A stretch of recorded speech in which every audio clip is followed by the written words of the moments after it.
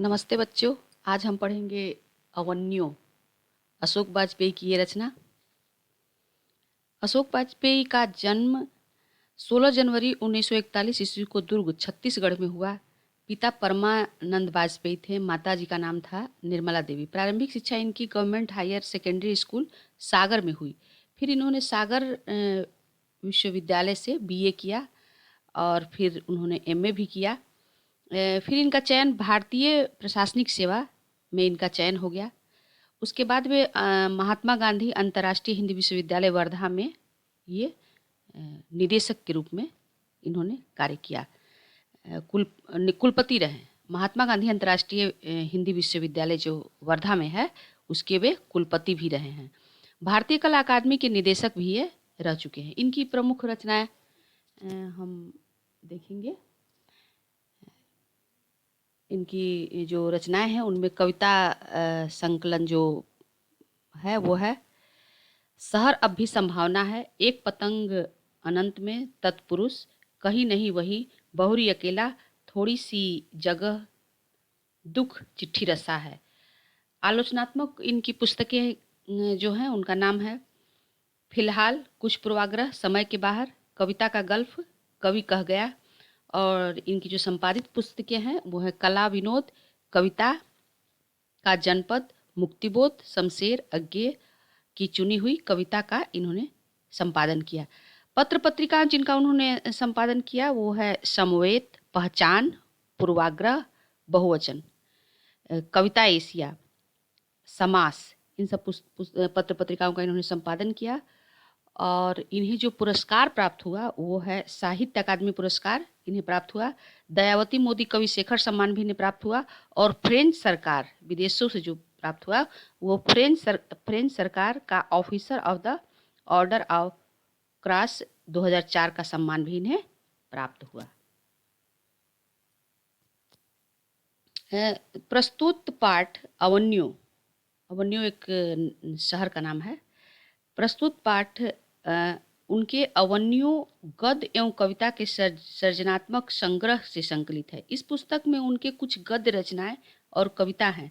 अवन्यो दक्षिणी फ्रांस, अवन्यो दक्षिणी फ्रांस का एक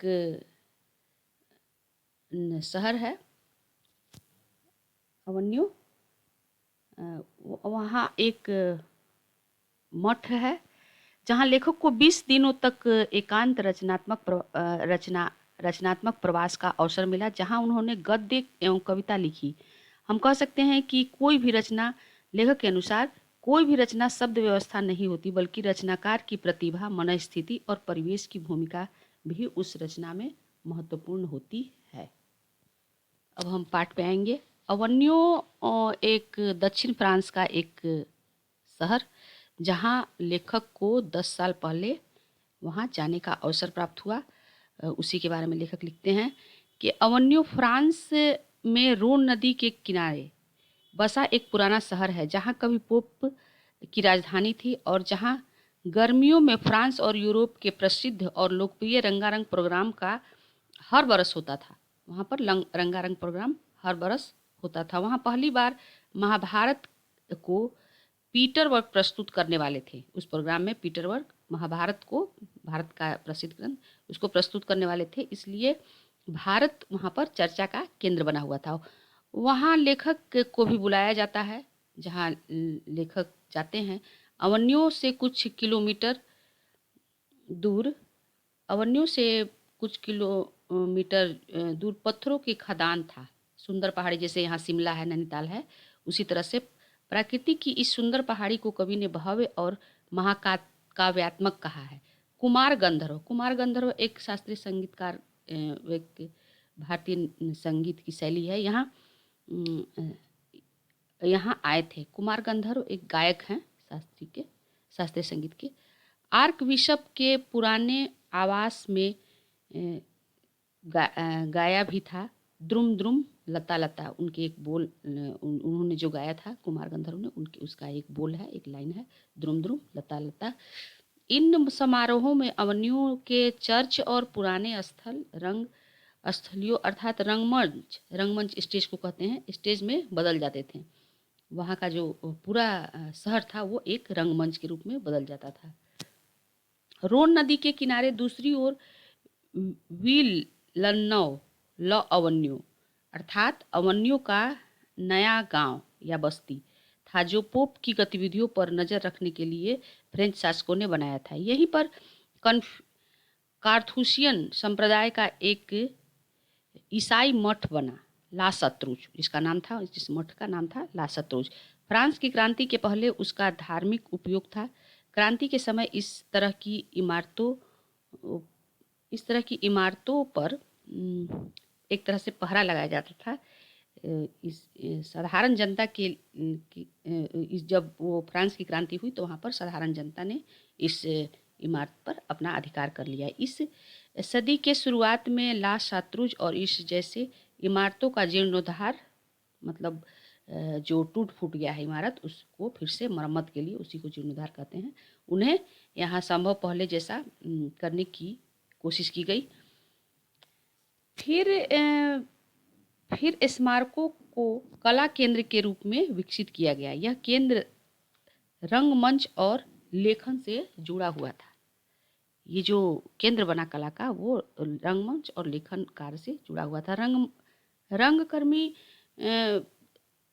संगीतकार, अभिनेता, नाटककार आदि वहाँ आते हैं और रचनात्मक कार्य करते हैं। कुछ समय चेम्बर्स, जो पोप का ऑफिस होता था, पोप कहते हैं पुजारी को, जो चर्च ईसाई का जो मंदिर होता है चर्च, उसके मुख्य पुजारी को पोप कहते हैं। तो पोप का जो चेम्बर होता था, जो ऑफिस होता था, वे वहाँ जो भी विदेश से नाटककार, संगीतकार आते थे तो वहाँ पे समय बिताते थे पोप के चेम्बर्स में। पोप का चेम्बर दो दो कमरों के में सुसज्जित फर्नीचर से सजाया हुआ था एकदम। और 14वीं शताब्दी जैसा ही सर्वथा रसोई घर और स्नानागार, अत्याधुनिक संगीत व्यवस्था भी वहाँ पर देखने को मिलता था। चैम्बर्स के मुख्य द्वार कब्रगाह के चारों ओर के गलियारे में खुलते थे। पीछे आंगन एवं दरवाजे हैं। वहाँ का वर्णन करते हैं लेखक इस तरह से, वहाँ के वातावरण का। सप्ताह के 5 दिन में शाम को सभी एक साथ भोजन करने की सुविधा है वहाँ पर। बाकी अन्य दिन सभी अपने सुविधा के अनुसार नाश्ता और भोजन करते थे, लेकिन सप्ताह में 5 दिन उनको एक साथ भोजन करने का वहाँ पर नियम था। दिन भर में 50 से भी ज़्यादा सैलानी मतलब पर्यटक वहाँ आते थे। अन्यथा एकदम शांत और एकदम नीरव स्थान था, बिल्कुल सन्नाटा वहाँ फैला रहता था।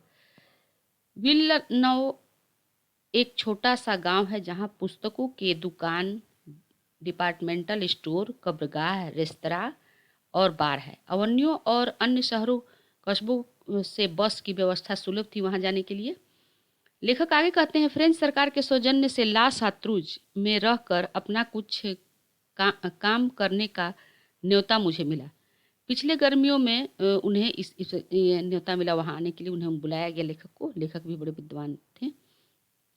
तब मैं नहीं जा सका। अवधि तो 1 महीने की थी, किंतु मैं 19 दिन वहाँ रहकर 24 अक्टूबर से 10 नवंबर तक 1994 तक वहाँ मैं रहा। मैं अपने साथ हिंदी का टाइपराइटर और कुछ पुस्तकें, संगीत के टिप्स भर ले गया था। सिर्फ अपने में रहना, वहाँ के माहौल का लेखक वर्णन करते हैं। सिर्फ अपने में रहना, लिखना और कुछ करने की व्यवस्था न होने का जीवन में यह पहला अवसर था। वो अवसर एकदम एकांत से भरा हुआ था। इस एकांत में मैंने, लेखक अपने बारे में कहते हैं, इस एकांत में मैंने 25 कविता और 27 गद्य रचनाएं लिखी। इतना ही कम समय में लेखक ने इतनी चीज़ें वहाँ पर लिख दिया है। इसके बाद लेखक कहते हैं कि पिकासो एक शहर का नाम लेते हैं, स्पेन के महान चित्रकार थे। पिकासो एक चित्रकार का नाम है, महान चित्रकार। पिकासो स्पेन के एक महान चित्रकार थे। उनकी एक कृति का नाम था ला मादामोजेल द अवन्यू। यथार्थवाद कवित्रीय आंद्रे वेत्रा, रेने शाह और पाल एलुमर, 3 लोग, यहाँ पर 3 कवियों का नाम लिखा गया है। आंद्रे बेत्रा, रेने शाह और पाल एलुआर ने मिलकर लगभग 30 संयुक्त कविताएं अवन्यों में ही लिखा है। इधर लेखक ने जो 19 दिनों के प्रवास में कविता और गद्य लिखी, उसकी संख्या पर ला शात्रुज के लेखक को भी आश्चर्य हो रहा है कि उन्होंने इतने कम समय में इतनी अच्छी और इतनी ज़्यादा संख्या में रचनाएं कैसे कर दी। अवन्यों के सुंदर और सघन वृक्ष, सुनसान दिन रात, भय और आसक्ति से भरी हुई ये थी। वहाँ का दिन रात जो था, वहाँ का वातावरण भय और आसक्ति से भरा हुआ सुंदर और सुनसान वन थे वहाँ पर। इस बात की चर्चा उन्होंने, यही कारण से उन्होंने इस पुस्तक को लिखने में सफलता प्राप्त की, ऐसा वो कहते हैं। ये पुस्तकें स्मृति के दस्तावेज हैं और कवि प्रगति भी हैं। फिर लेखक कहते हैं कि हर जगह मनुष्य कुछ पाता है तो कुछ गंवाता भी है, परंतु ला शात्रुज में जो पाया उसके लिए कृतज्ञता मन में, और जो गवाया उसके लिए गहरी पीड़ा भी थी। इस प्रकार से लेखक अपनी बात रखते हैं। और बीच में एक पद्य रचना भी है इसमें, प्रतीक्षा करते पत्थर में यहाँ पर पत्थर का मानवीकरण किया गया है। पत्थर को एक मानव के रूप में देखा गया है, और मानव में जो भावनाएं होती हैं और मानव का जिस तरह से विकास होता है, उसका जीवन चलता है, और जिस तरह मानव का स्वभाव होता है, उस तरह पत्थर को भी स्वभाव को यहाँ पर देखा गया है। किसी देवता या समय की नहीं, पता नहीं इतने धैर्य से किसकी प्रतीक्षा कर रहे हैं पत्थर, परत दर परत उखड़ते हुए, टूटते हुए, मनुष्य की भांति।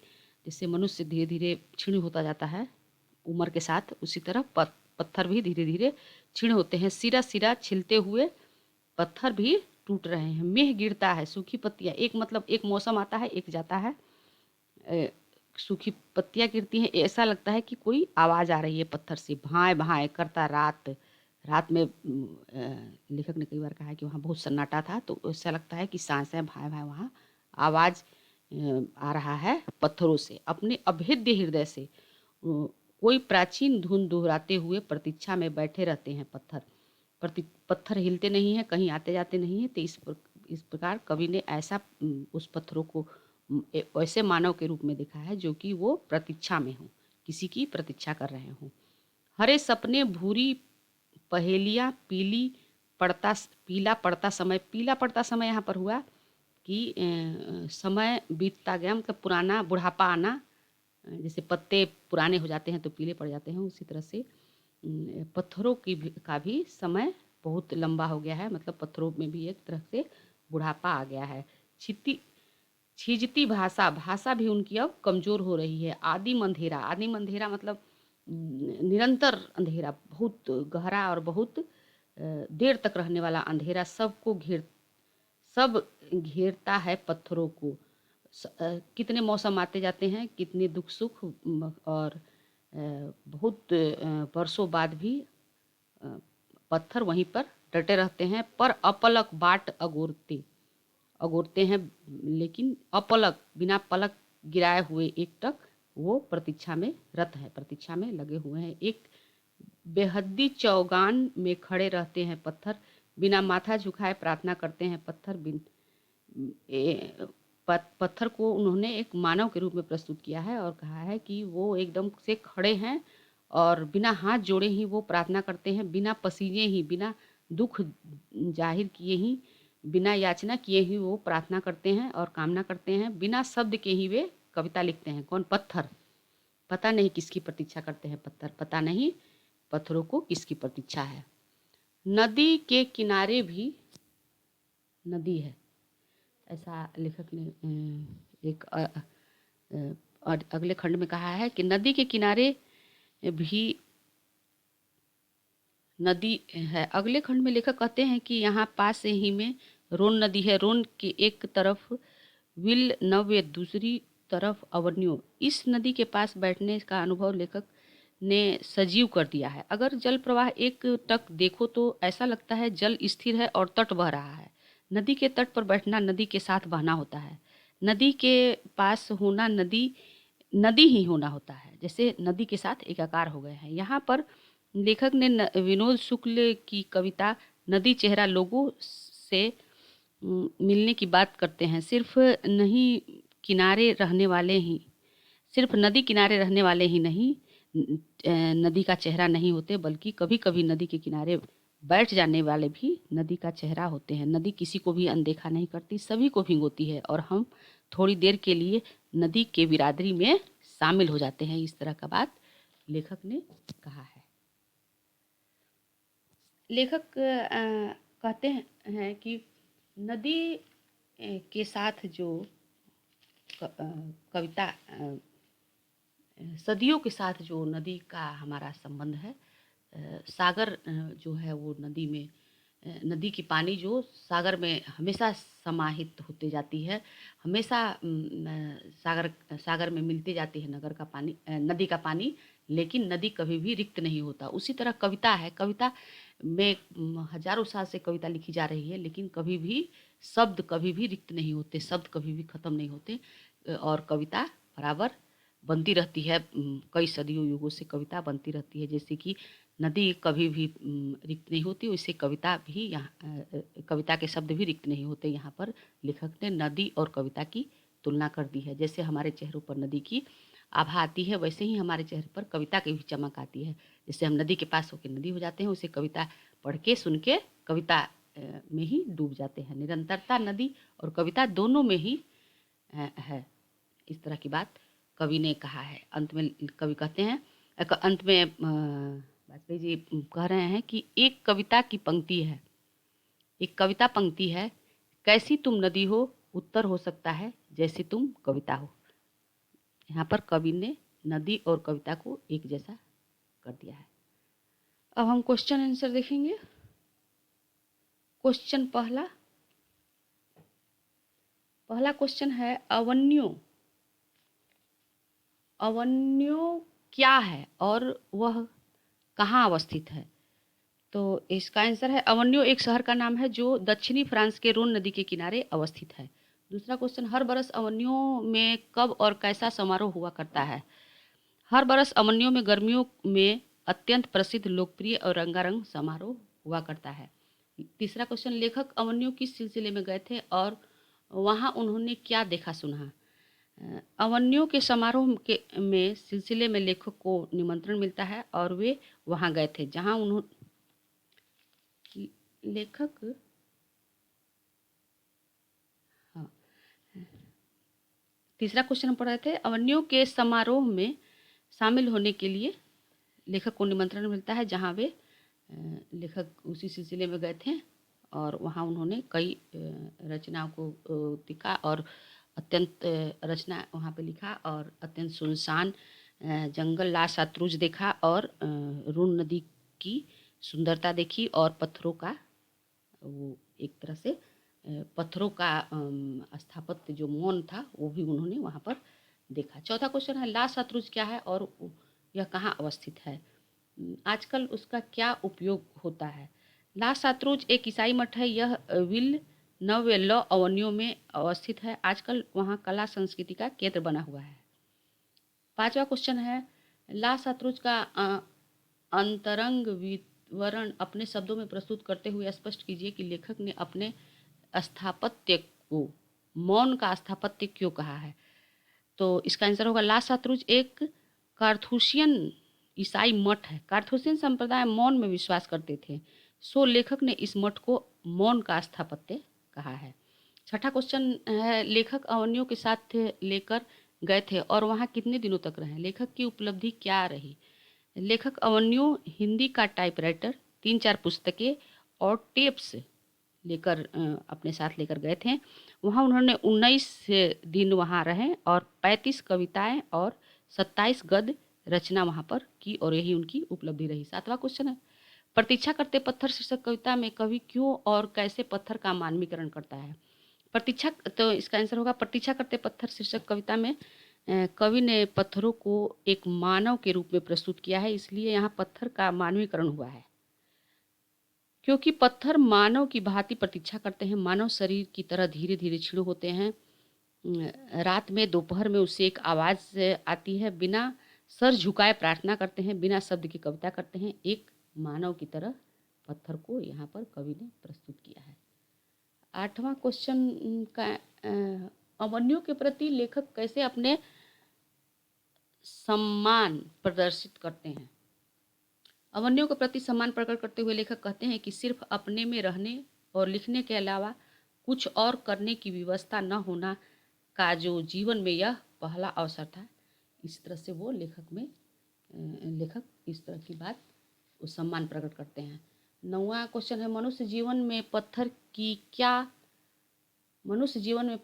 क्या समानता और विषमता है। मनुष्य जीवन में कभी कभी ऐसा समय आता है कि वो पत्थर की तरह जड़ हो जाता है, पत्थर के समान हो जाता है, किंतु मानव यही उसमें समानता है। किंतु मानव का स्वभाव जो है वो निरंतर आगे बढ़ जाना है, कितना हो दुख है सुख है, लेकिन उसको आगे बढ़ना ही जीवन का स्वभाव होता है। ये पत्थर से उसकी विषमता है। 10वां क्वेश्चन, इस कविता से आप क्या सीखते हैं। तो इस कविता से हम सीखते हैं कि मौन और स्थिरता में भी बहुत ताकत है। पत्थर हमें स्थिर रहना और दृढ़ निश्चयी होना सिखाता है। 11 नंबर का क्वेश्चन, नदी के तट पर बैठे लेखक को क्या अनुभव होता है। तो नदी के तट पर बैठे लेखक को अनुभव होता है कि वे तट के साथ भीग रहे हैं, धाराओं के साथ बह रहे हैं, जैसे स्वयं वे नदी हो गए हों। 12 नंबर का क्वेश्चन है, नदी तट पर लेखक को किसकी याद आती है और क्यों।